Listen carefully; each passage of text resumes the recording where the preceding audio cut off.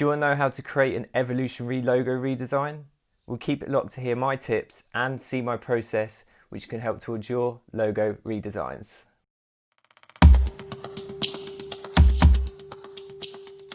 Hey everyone, it's Philly here and welcome back to another episode.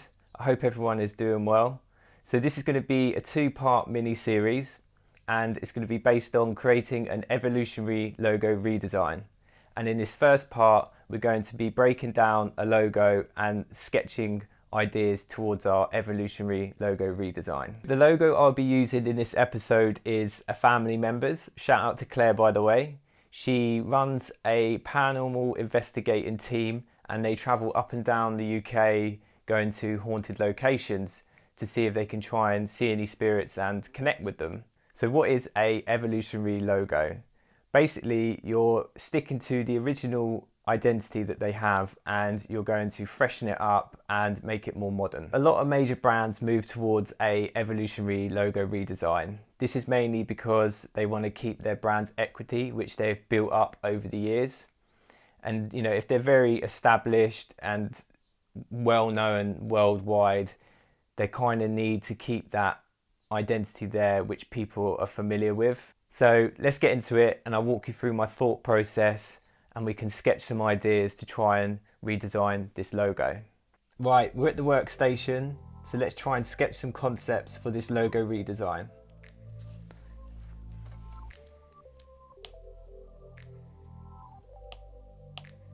So here we have it, we have the logo, Kindred Warriors, Paranormal Researchers, and as I mentioned, they travel up and down the UK visiting haunted locations to communicate with spirits and to also see them. So we're going to try and break down this logo and see how we can simplify it but still keep into the original identity.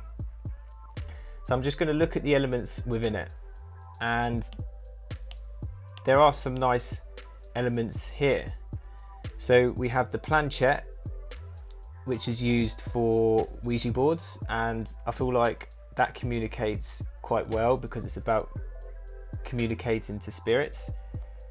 We have the eye, so this is another good one because it's about trying to see ghosts. I quite like this psychedelic element.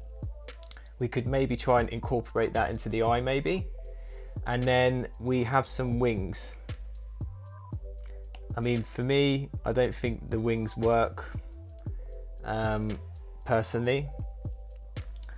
And we have this lockup, circular lockup. I mean, the circle looks slightly oval. We could make that a proper circle. So I'm going to stick to the original lockup within this circular lockup, and I'm thinking this could be like a primary logo. And then we could maybe break away the icon that we create and use it for a secondary icon, which can be used at smaller scales. And I've spoken about this before in previous episodes about major brands doing this because with the way technology's going, screen sizes are becoming smaller. So the logos need to be flexible. And if a logo is going to be used more people are going to see it, so it just makes a ton of sense kind of doing it this way. So yeah, let's try and come up with some concepts. I'm going to speed things up because I feel more creative when I've got some music, and yeah, I'll get back to you once we've got a load of ideas down. So let's get into it.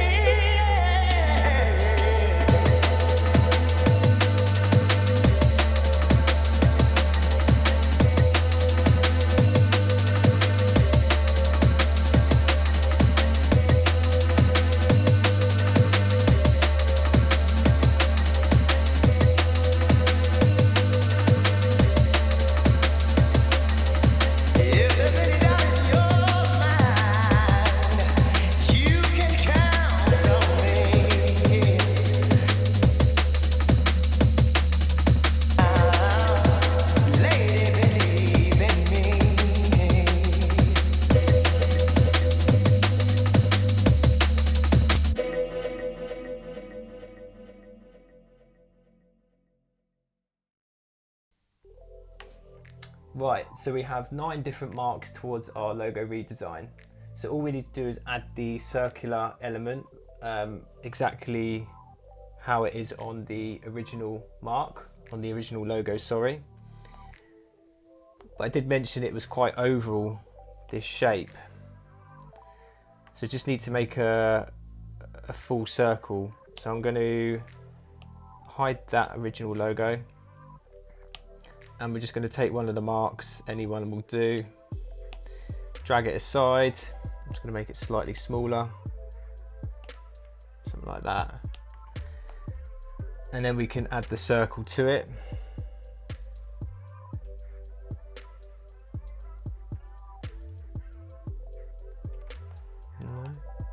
With Procreate, it should, when you hold the pen down, it should create the circle for you. Oh, there we go.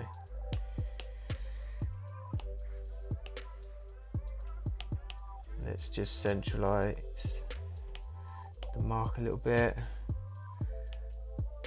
And then we can just add the other part of the circle, which will divide the typography and the mark. Like that. And then obviously, yeah, the typography will go in here like that. And then also, like I mentioned, we can split that mark away from that, and we can use it as a icon for smaller scales. So yeah, I hope you enjoyed this process. Make sure to stay tuned for part 2 next week. We'll go through the process of digitalizing them and applying them to mock-ups.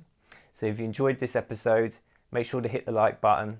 If you're not subscribed, make sure to subscribe and hit the notification bell to keep up with all my weekly content. Take it easy, and I'll catch you same time next week for part 2.